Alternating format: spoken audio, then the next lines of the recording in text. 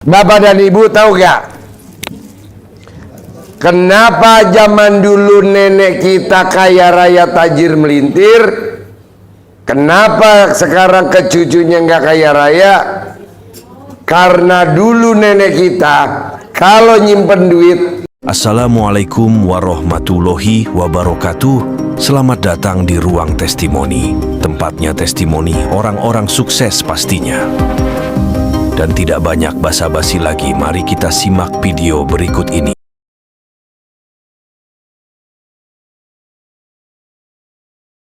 Tidak ada zaman dulu orang anaknya 7, anaknya pada nakal. Ada gak?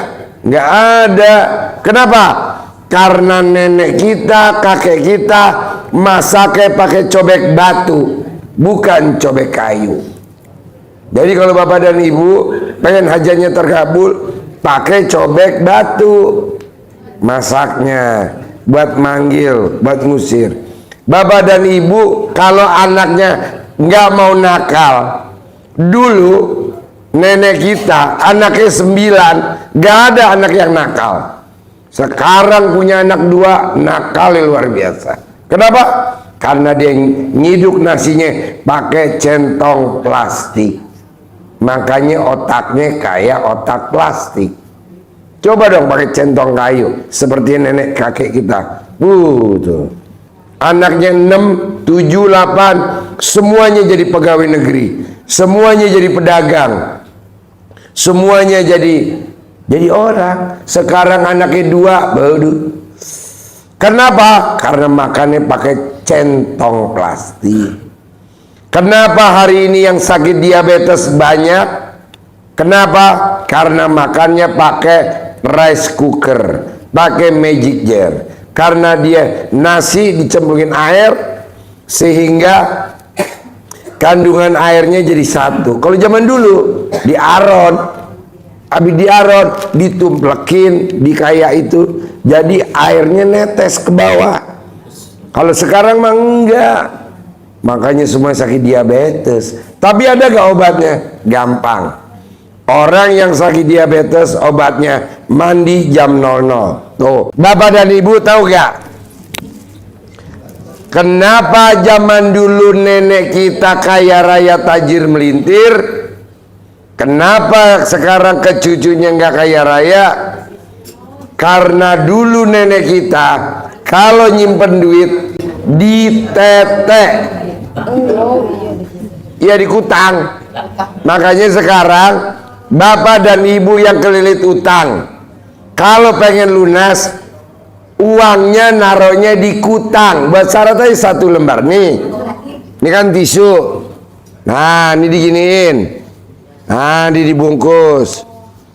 Simpan di kutang 1 aja. Berapa aja? Kalau mau duitnya yang masuk gede miliaran harus 100.000. Tapi kalau mau masuknya recehan 1.000. Taruh di kutang. Jangan nempel pentil, jangan, karena pentil tuh milik kita.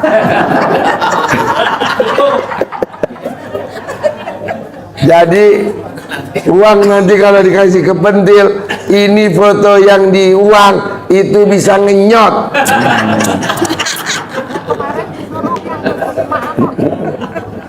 Kedua, zaman dulu tidak ada laki-laki yang bokeh. Kakek kita kaya raya tajir melintir. Uangnya disimpan di mana? Diikat pinggang. Iya, makanya ibu dan bapak syaratnya 1 aja nih ikat pinggang. Tuh, kalau nggak ada ikat pinggang, bapak dan ibu masukin ke dalam celana nih. Ya buat syarat aja dah namanya. Betawi Pak Jim, iya, kalau bapak mungkin cocok karena muka bapak Betawi.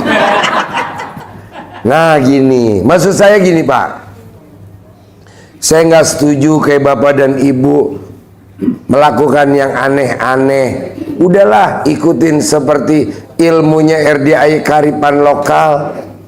Apa susah saya duit dipakein tisu, taruh di BH, di kutang. Supaya apa? Utangnya lunas. Yang suami taruh di ikat pinggang. Kenapa kita bokeh sampai hari ini? Karena duit kita ditaruh di pantat. Nih, orang yang naruh duit di sini sampai kiamat pasti punya utang. Utang motor, utang perumahan, utang koperasi. Maunya saya duitnya diambil, jangan taruh di sini. Ini tempatnya KTP, apalah bahasanya surat. Sebenarnya nggak usah. Jadi taruh duitnya di mana? Nih, di kantong. Tuh.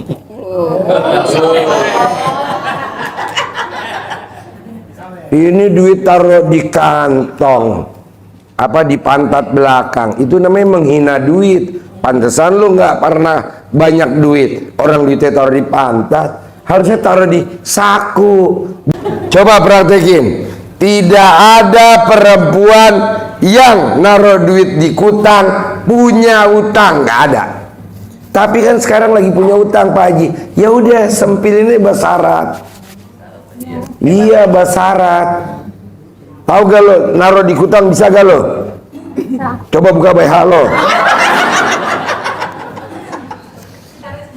Jadi saya nggak setuju tamunya RDAY duitnya taruh di dompet terus dipantatin. Kualat lo.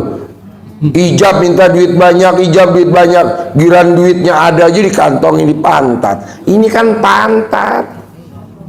Iyalah taruh di saku dong paling depan nih. Coba praktekin. Umur ibu berapa? Baju merah berapa umurnya? Coba taruh duitnya di kutang 43 hari. Lunas gak utang lo? Pasti lunas. Coba bapak dan ibu, uangnya jangan ada 1 rupiah pun di dompet. Tapi kan kita ngomongnya gini, duit mesti taruh di dompet minimal 1 aja buat manggil temennya. Gimana temennya mau masuk orang keselip pantat? Nggak mungkin lah. Udah taruh di sini. Nah, biar duitnya bapak nggak diambil sama tuyul, bisa gak duitnya dikaretin? Supaya kalau tuyul narik-narik kejepret karet.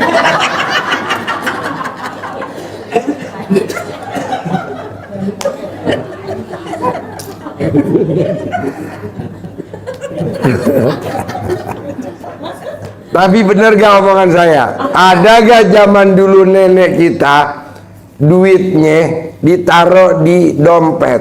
Nggak ada. Di kutang. Nggak ada di tenteng-tenteng, di kutang, di kaos, ya dikasih resleting. Ada gak bapak-bapak zaman dulu duitnya taruhnya di dompet, taruhnya di pantat belakang? Ada gak? Nggak ada. Makanya zaman dulu nenek kita, kakek kita nggak ada yang punya utang. Kenapa? Karena dia menghargai uang. Kalau kita boro-boro menghargai uang, uangnya ditaruhnya di pantat, nggak boleh dong. KTP, kartu kredit. Nah, ibu beli dompet kartu, taruh di sini yang kaitan sama uang. Kalau bon utang, di sini bon utang. Boleh lah bon utang. Orang itu harus bon. Jadi setuju? Setuju. Bisa naruh di BH? Mana? Oke, tepuk tangan dong. Ya, nanti ganti batu ya. Yuk, Bapak, nama? Suwarno. Masalah anak Pak Haji. Anak kenapa? Pengen lulus tes CPNS yang akan datang. Gampang. Kalau Bapak dan Ibu punya anak pengen lulus PNS, berapa sih kira-kira gaji PNS? Kali 12 sedekahnya. Kedua, pakai ilmu kearifan lokal. Kalau orang Jawa di suwuk, kalau orang Sunda namanya di camahan. Di camahan.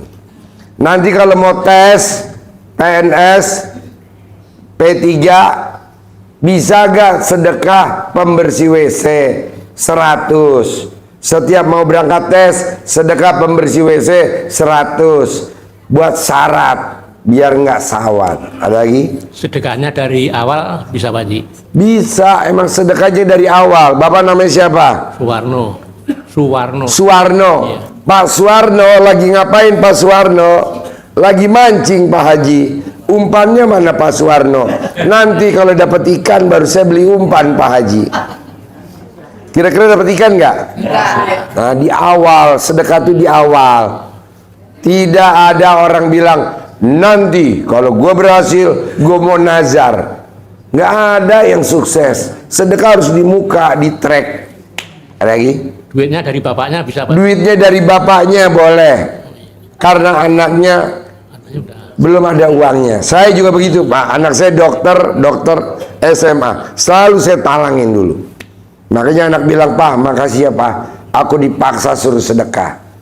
Harapan saya, semoga siapa saja yang telah menonton video ini jadi terinspirasi, dan saya doakan semoga semua hajat Bapak Ibu semuanya bisa cepat terkabul, dan saya doakan Ibu Bapak semuanya bisa secepatnya datang ke RDAY dan bertemu dengan Pak Haji dan anak-anak yatim tentunya.